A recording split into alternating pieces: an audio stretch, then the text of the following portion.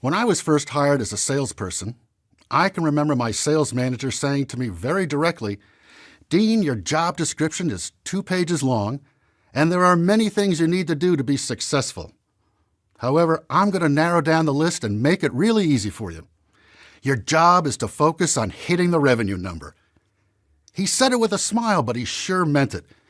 It stuck with me throughout my career because our jobs have become more complex, the marketplace more competitive, and with increased ways of measuring our performance, we should never lose track of the primary objective, hitting our sales targets.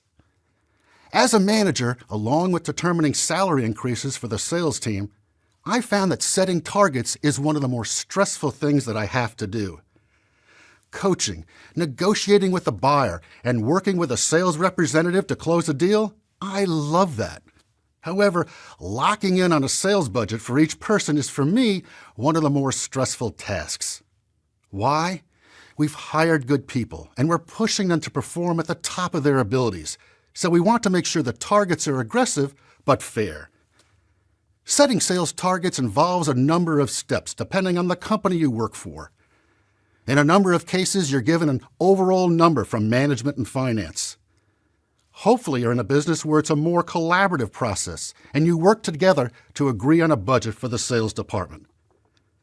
If you're given an overall 5 to 6% increase for your team, and if you wanted to just take the easy path, you could just pass that along to each salesperson and you're done. However, as we all know, that's not the way it works. You need to look at what accounts are growing rapidly, those that are flat, and those that may be on a downward cycle. Being able to explain to each individual representative how you set their target means you need to have all of your ducks in a row. Being clear and communicating your sales target strategy openly is a critical objective. I think monitoring and tracking sales is the fun part of being a salesperson. Well, with the caveat when your business is healthy. Years ago, I used to track my sales performance with homemade tracking tools and kept it posted on my office wall. Some companies even still have war rooms with the numbers posted and filled in manually on a whiteboard or big chart. As spreadsheets improved, salespeople created their own charts and graphs with multiple colors. Today, with some terrific customer relationship management software, you can slice and dice results in many ways to track and evaluate your teams. It's also generated automatically so everyone can see real-time results.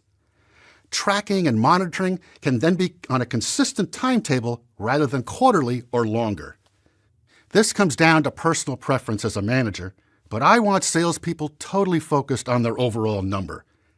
This one is very straightforward, and at a glance, they know exactly where they are year to date. There are other key performance indicators or KPIs that are great to track, and I like to have them on a separate dashboard. Again, it comes down to preference, but there's a lot of information on this report, and your work with the individual sales team member to review it is critical. Revenue tracking of a sales target is the primary performance indicator. The KPIs for other aspects of the sales process are important measurements too. However, we can never lose sight of the individual quotas that each sales representative has. The achievement of that number is what drives our success or disappointment.